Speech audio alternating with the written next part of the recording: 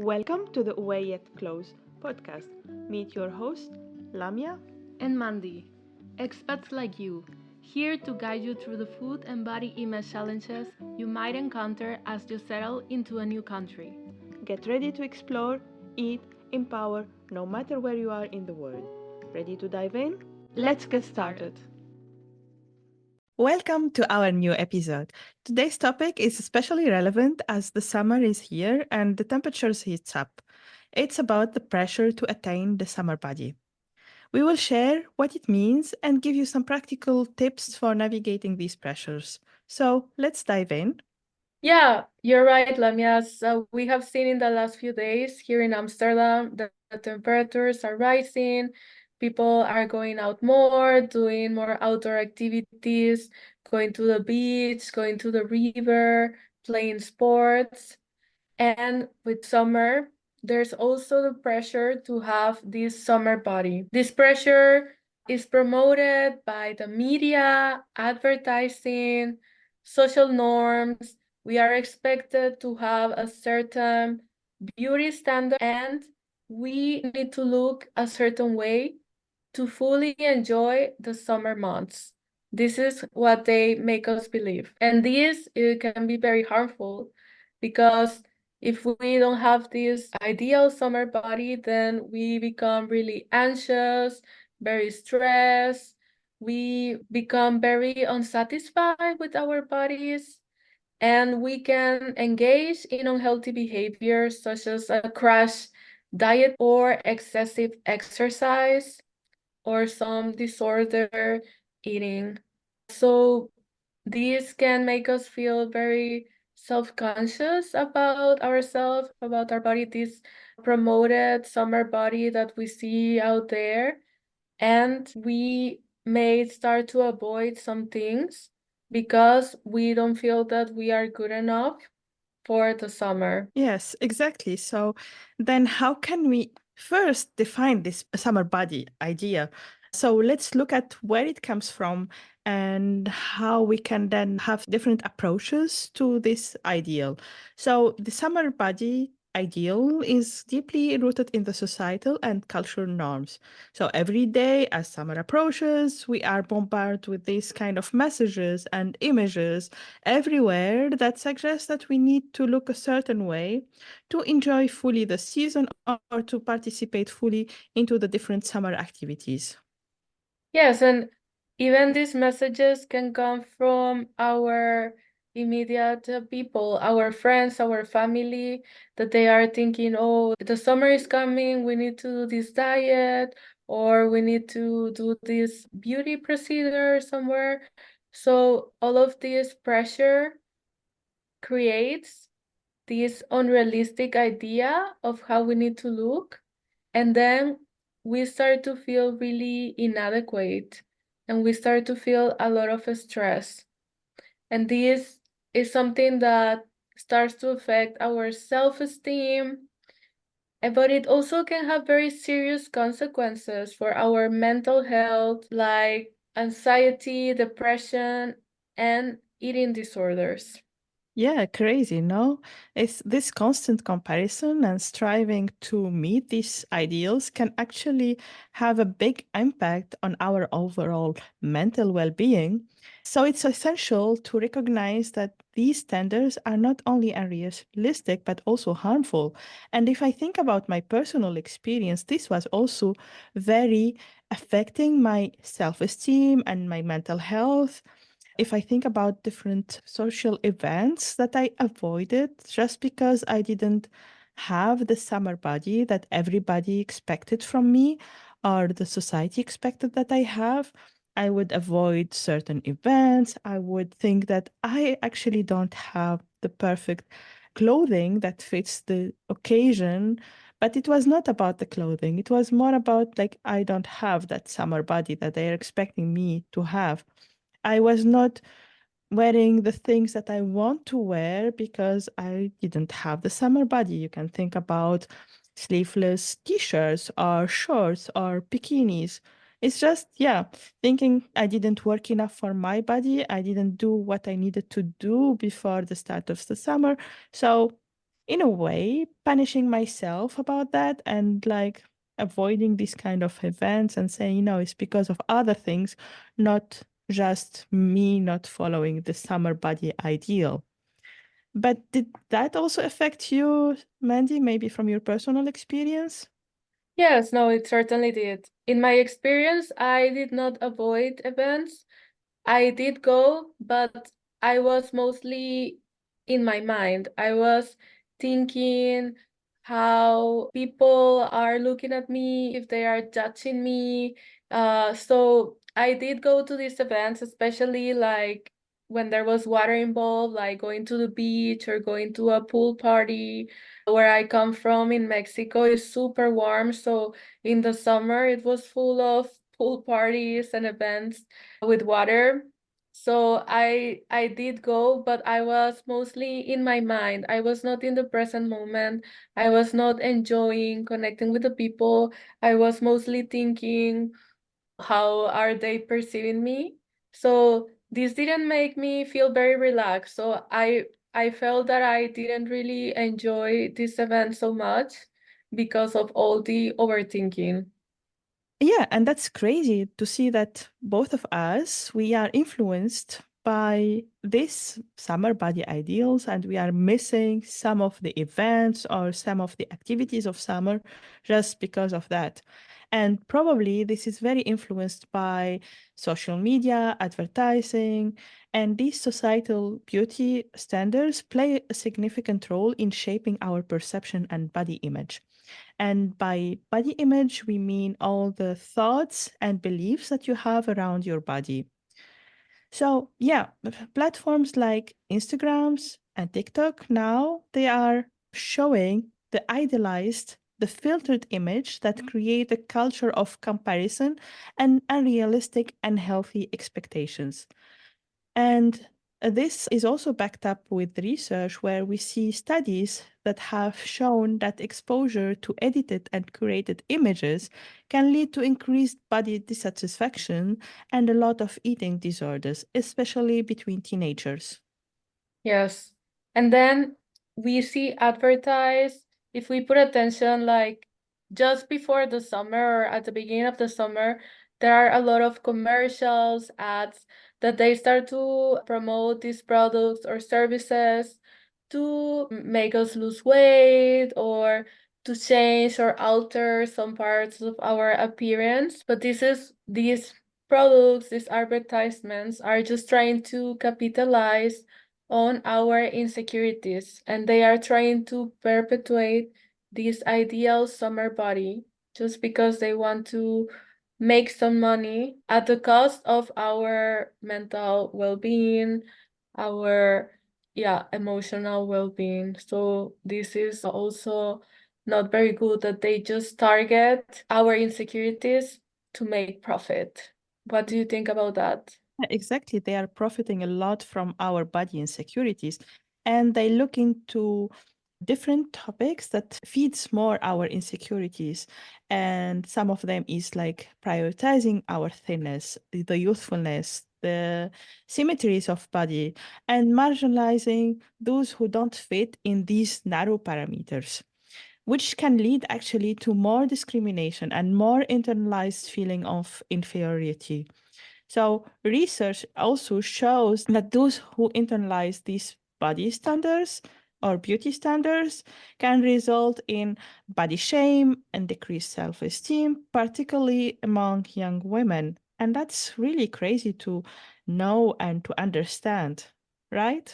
Yeah, so it's really important that we promote body neutrality, diversity, and inclusivity in media representation, and that we really challenge these narrow beauty ideals.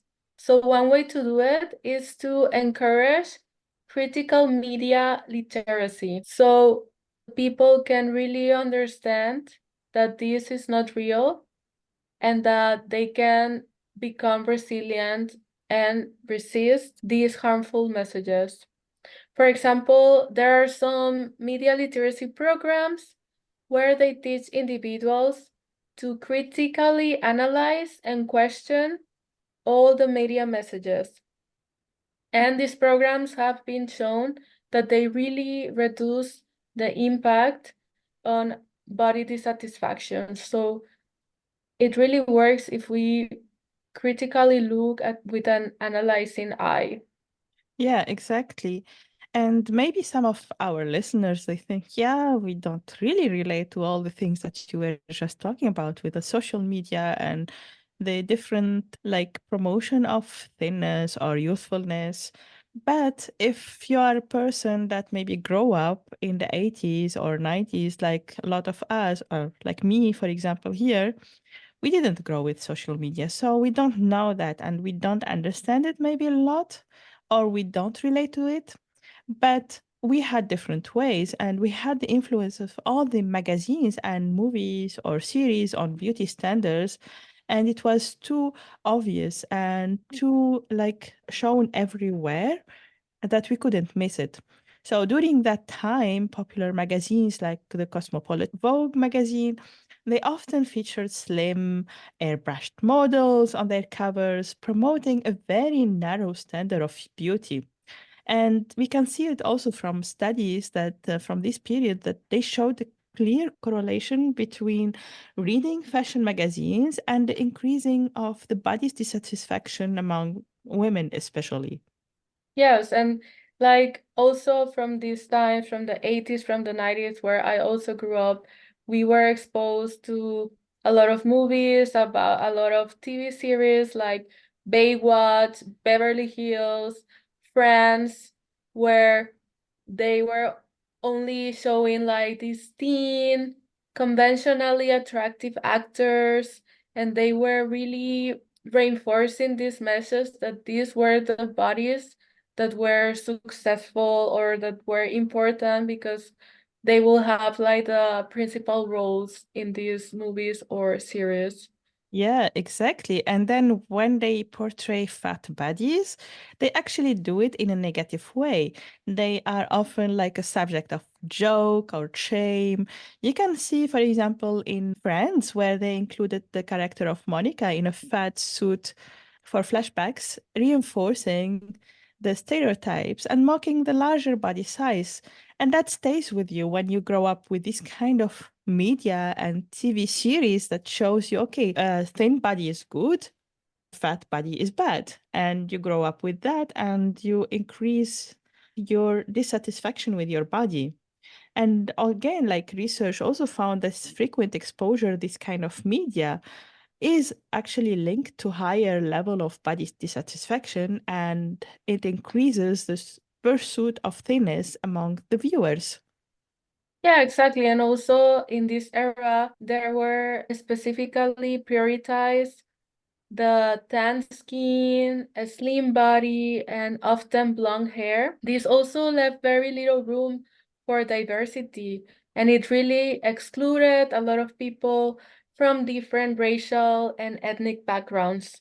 And there are some studies that highlight that specifically women who did not fit this ideal, they felt marginalized and they struggle and started to have problems with their body image. Yeah, exactly. And it's important for us to counteract these standards that are ingrained in our society now. It's important that we revisit and critically assess the media that we are consuming on a daily basis for many years. And yeah, embracing a more inclusive definition of beauty that celebrates the diversity in different body shapes, size, and ethnicity is very, very essential. Additionally, yeah, we can encourage open discussions on how these media influences affected us and can help this, which can help to foster a more positive and accepting environment for all body types.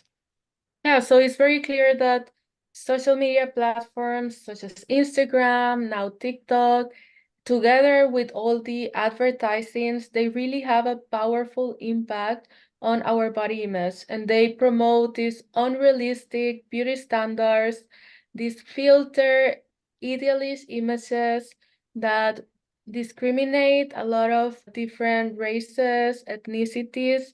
They lead us to feel body dissatisfaction. They can lead us to eating disorders. These advertisements, they are trying to capitalize on our insecurities, and this is all not good. And since, well, many years ago, especially us that we grew up the 80s, in the 90s, we were also exposed to these magazine, TV shows.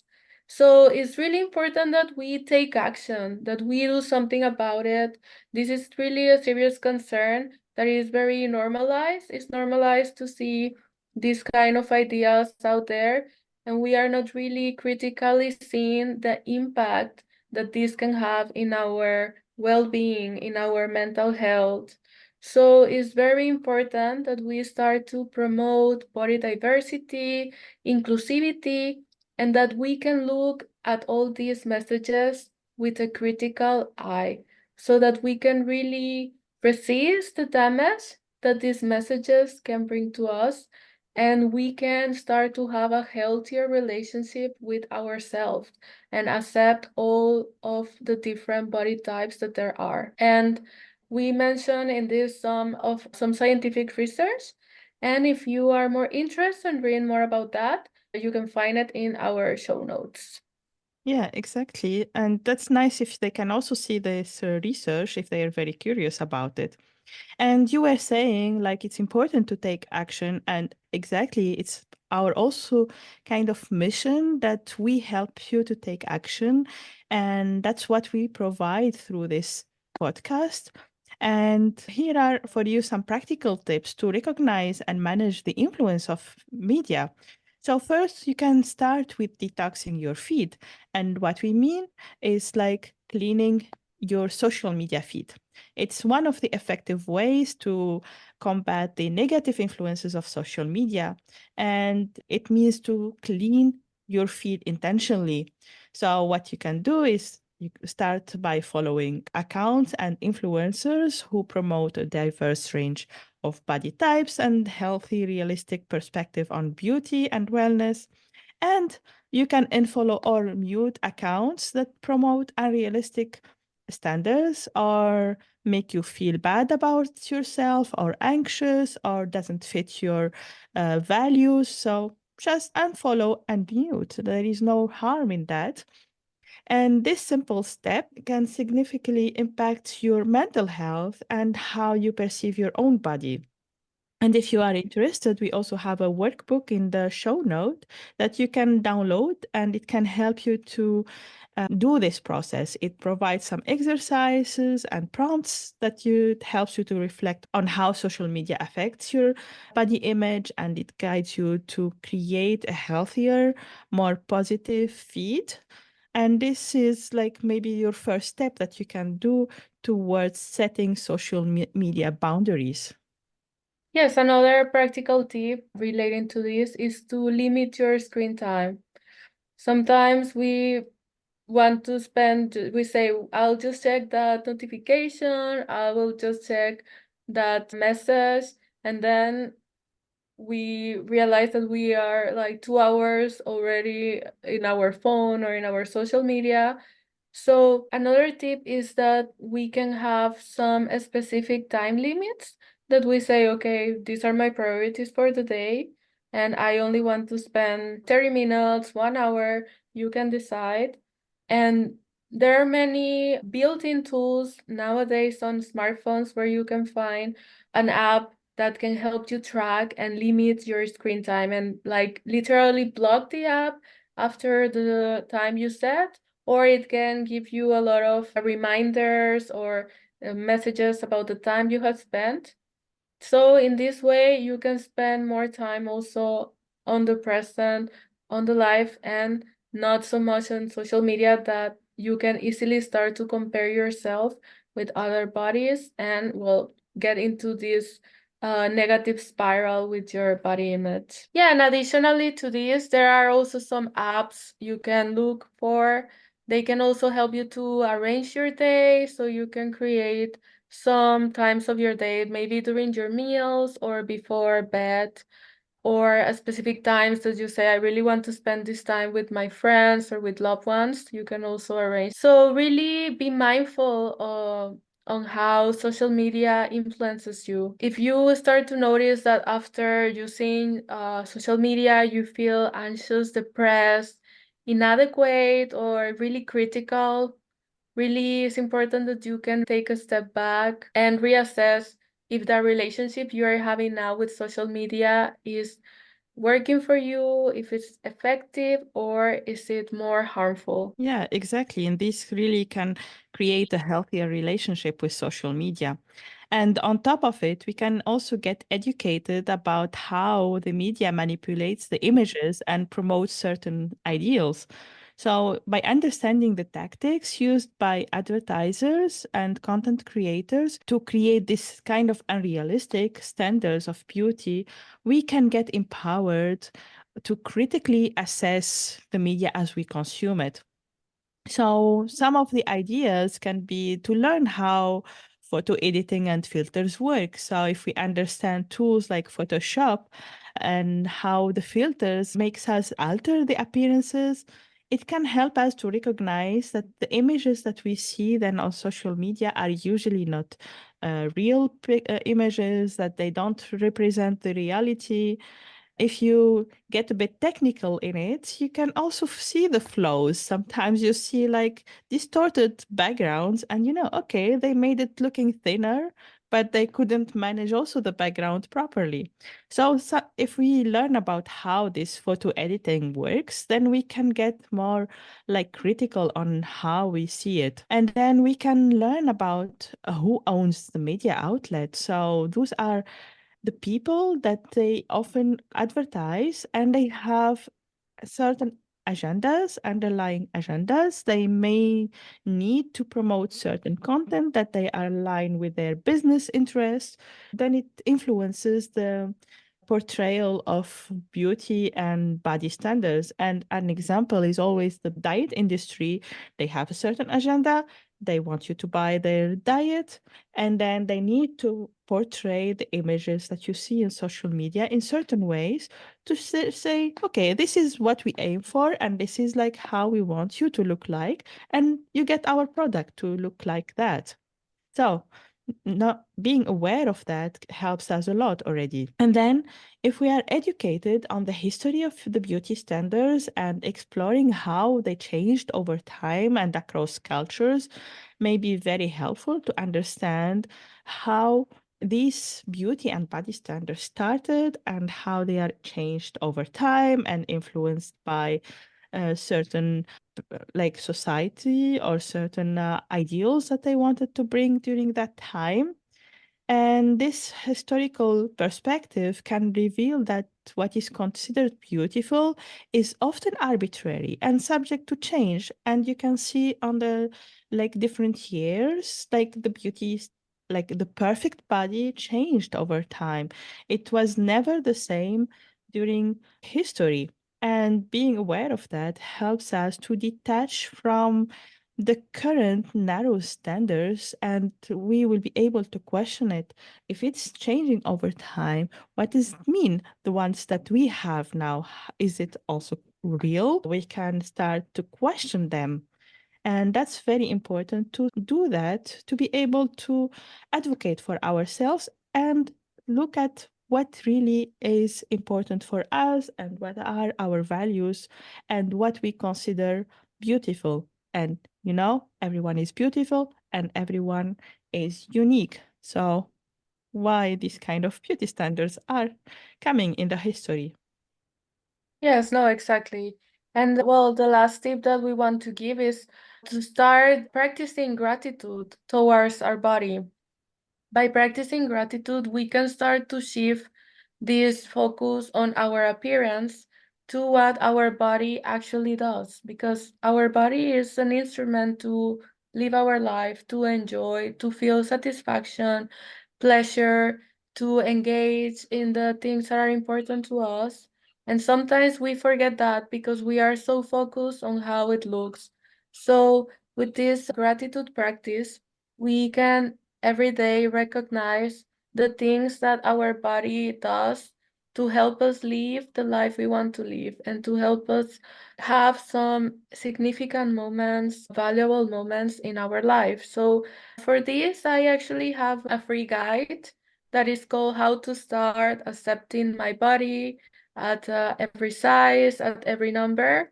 And in this guide, there is a part where you have a gratitude journal, some prompts. So if you want to start practicing this, you can also go to our show notes and you will find the link to this guide. Yeah, how nice that you are sharing with us this valuable resource. So today Yes. we explored the societal pressure of attaining a summer body and the impact of media and advertising. I hope it was useful for you and you are taking our tips to the next level. So thank you for tuning in and see you next time. Yeah, see you. Thanks for tuning in to this episode of the Await Yet Close podcast. Whether you are on the other side of the world or just navigating your own food and life journey, remember you're not alone. If you enjoy what you heard, like, subscribe, and review us. See See you you next next time. time.